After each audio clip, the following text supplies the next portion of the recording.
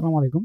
এই ভিডিওতে হচ্ছে আমরা ডিভিজর্স নিয়ে আলোচনা করব। তো ডিভিজর্স হচ্ছে কোন একটা নাম্বারের যে গুণনীয়কগুলো থাকে তাদেরকে হচ্ছে মূলত এখানে ডিভিজর বলা হয়।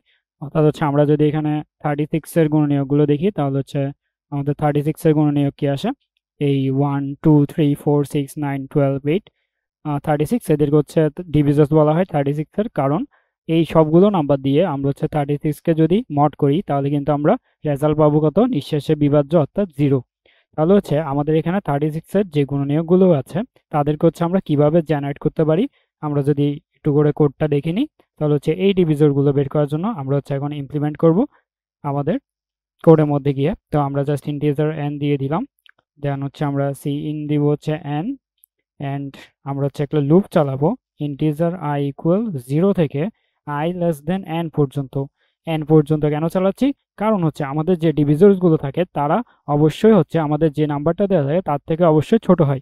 অর্থাৎ আমাদের এখানে যে 36 এর ডিভিজর্স গুলো রয়েছে, তো আমরা যদি এখানে দেখি আমাদের 36 এর যে ডিভিজর্স গুলো রয়েছে সর্বোচ্চ যে ডিভিজর থাকবে সে হচ্ছে 36 হবে, তার থেকে বড় কিন্তু আর হবে না। তাহলে আমরা এখানে কত পর্যন্ত যাব, n পর্যন্ত যাব। অ্যান্ড আমরা হচ্ছে এখানে একটা কন্ডিশন দিব, ইফ আমাদের অবশ্যই নিঃশেষে বিভাজ্য যারা হবে তারা হচ্ছে আমাদের ডিভিজর্স, তাহলে হচ্ছে i ইকুয়াল 0 হবে। তো এখানে হচ্ছে আমরা n i ইকুয়াল 1 থেকে i less than equal n পর্যন্ত যাব। অ্যান্ড এখানে হচ্ছে আমরা এখন প্রিন্ট করে দিব সি আউট i, যারা হচ্ছে নিঃশেষে বিভাজ্য করছে আমাদের নাম্বারটাকে। তাহলে আমরা যদি এখন দেখি আমাদের কোনটা কোনটা আমাদের ডিভিজর্স আসে, তাহলে আমরা যদি এখানে দেখি তাহলে আমাদের 36 এর জন্য এসেছে কত, 1 2 3 4 6 9 12 18 36। তাহলে চলে এসেছে না আমাদের যে ডিভিজর্স গুলো আমরা এখানে লিখেছিলাম, তাহলে আমাদের হচ্ছে এখানে ডিভিজর্স গুলো চলে এসেছে। কয়টা ছিল, 1 2 3 4 5 6 7 8 9টা। তাহলে আমাদের এখানে কয়টা এসেছে দেখো, আমাদের 3টা 6টা 9টা। তাহলে হচ্ছে আমাদের ডিভিজর্স গুলো পেয়ে গেলাম। তো এখানে হচ্ছে আমাদের এভাবে আমরা ডিভিজর্স বের করতে পারি, কিন্তু এখানে একটা সমস্যা রয়েছে, সেটা হচ্ছে আমাদের যে কমপ্লেক্সিটি সেটা কত।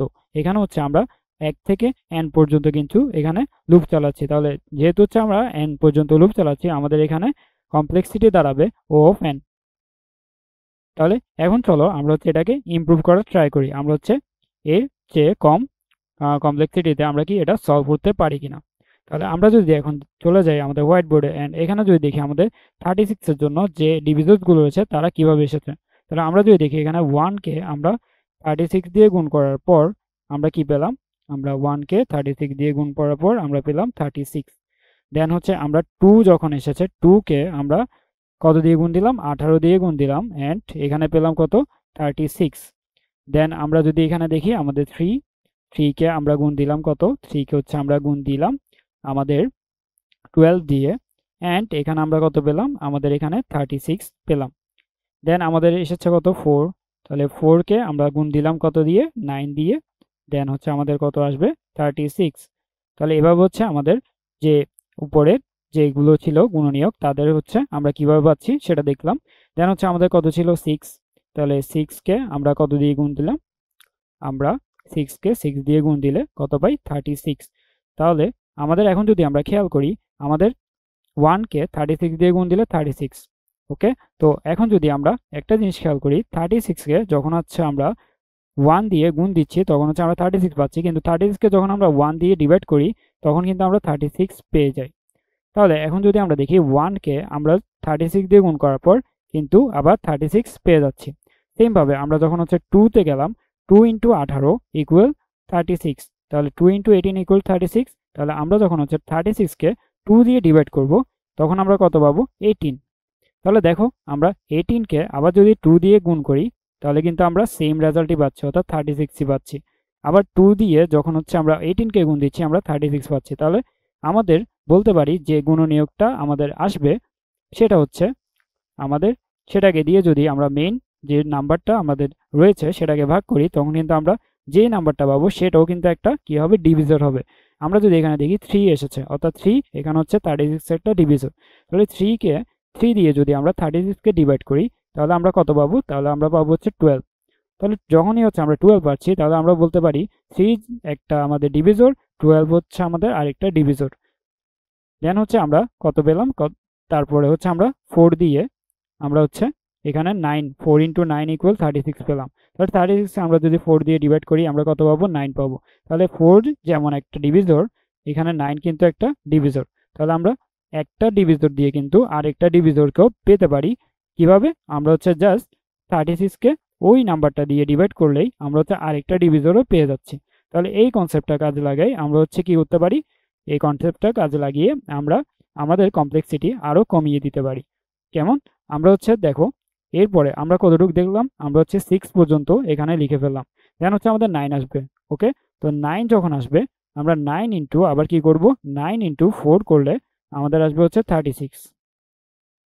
তাহলে এখন খেয়াল করলে দেখবা আমাদের কিন্তু এই জিনিসটা, এই নিচের যে পার্টটা, এই পার্টটা কিন্তু আমরা উপরেই একবার করেছিলাম।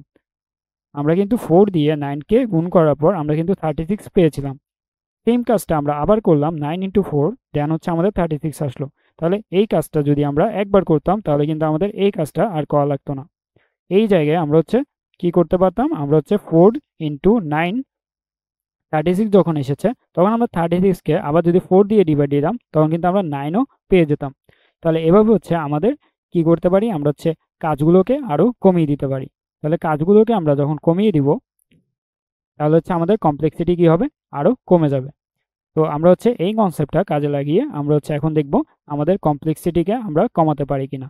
তো এখানে হচ্ছে আমাদের কাজ, আমরা আগে হচ্ছে n পর্যন্ত লুপ চালিয়েছিলাম, কিন্তু এখানে হচ্ছে আমরা কতটুকু লুপ চালাবো।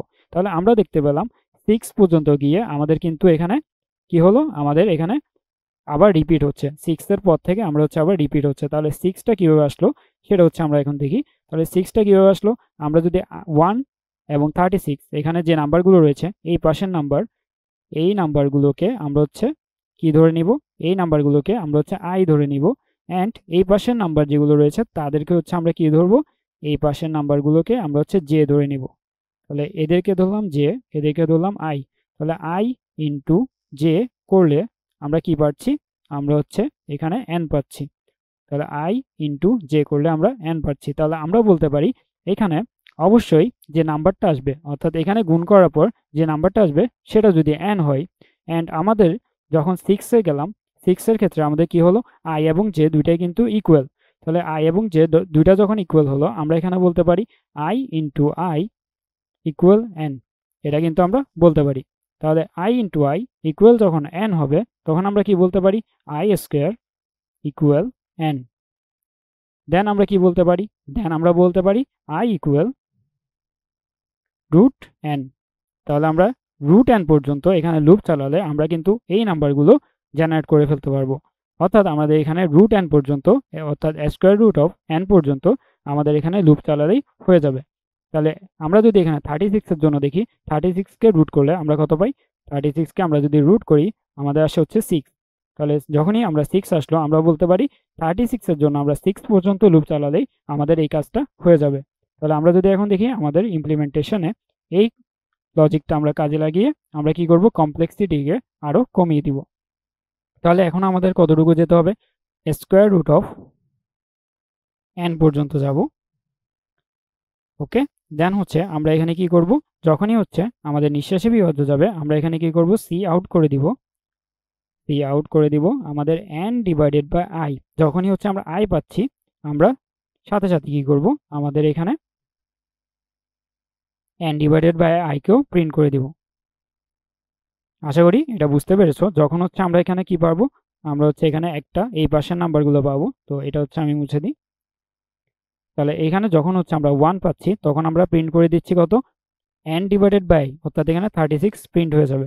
দেন 2 যখন পাচ্ছি তখন আমাদের n ডিভাইডেড বাই কত? 18। তাহলে 18 প্রিন্ট হয়ে যাবে।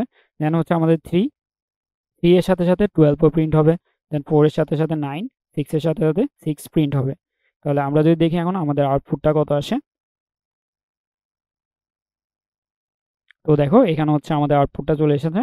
তো আমাদের আউটপুট কি এসেছে? 1 এর সাথে 36, 2 এর সাথে 18, 3 এর সাথে 12, দেন হচ্ছে 4 এর সাথে 9 অ্যান্ড 6 এর সাথে 6। তাহলে আমরা এখানে ডাবল নিব না, আমরা হচ্ছে একটা নাম্বার নিব। অর্থাৎ 6কে আমরা ডাবল নিব না, 6কে হচ্ছে আমরা একবারই নিব। তাহলে একবার নেওয়ার জন্য আমরা কি করতে পারি? এখানে হচ্ছে একটা কন্ডিশন দিতে পারি, যখনই আমাদের আই এবং জে সমান হয়ে যাবে তখন সরি যখনই হচ্ছে আমাদের n divide by I and I equal হয়ে যাবে তখন হচ্ছে আমরা কি বলতে পারি? এখানে আমাদের স্টপ, অর্থাৎ এখানে আমাদের ওই নাম্বারটা প্রিন্ট করব না। তাহলে আমরা এর উল্টাটা করতে পারি, আমরা হচ্ছে বলতে পারি আই নট ইকুয়াল যখন হবে কি n ডিভাইডেড বাই আই, যখন হচ্ছে এই কন্ডিশনটা ফলো হবে তখন হচ্ছে আমাদের এই কন্ডিশনটা যখন হচ্ছে ট্রু হবে তখন হচ্ছে আমাদের n ডিভাইড বাই আইটা প্রিন্ট করব, আর যখন হচ্ছে এটা কি হবে ফলস হবে তখন হচ্ছে আমরা এটাকে প্রিন্ট করব না। তাহলে আমরা যদি এখন রান করে দেখি আমাদের 6 কিন্তু একটা আসার কথা। তাহলে দেখো এখানে কিন্তু 6 এসেছে কয়টা, একটা। তাহলে এটাকে হচ্ছে আমরা এখন যদি একটা ভেক্টরের মধ্যে রেখে দিই তখন কিন্তু আমরা আমাদের শুরুতে যেভাবে দেখেছিলাম আমাদের এখানে যেভাবে ছিল সেভাবে কিন্তু আমরা আউটপুটটা পেয়ে যাব। তাহলে আমরা যদি এখন একটা বাইরে ভেক্টর নিয়ে নিই, ভেক্টর ইন্টিজার, দেন হচ্ছে আমরা ডিভিজরগুলোকে এখানে রাখবো। ওকে, দেন হচ্ছে আমরা এখন ডিভিজরগুলোকে আচ্ছা তো সাইজ না দিই, আমরা হচ্ছে জাস্ট পুশব্যাক করব। তাহলে যখন হচ্ছে আইটা পাচ্ছি তখন হচ্ছে আমরা কি করব, V dot divisor dot pushback আমাদের আইকে পুশ করে দিব। আর যখন হচ্ছে এই জায়গাটা আসবে তখন হচ্ছে আমরা কি করব, ডিভ ডট পুশব্যাক আমাদের এন ডিভাইডেড বাই আইকে এখানে পুশ করে দিব।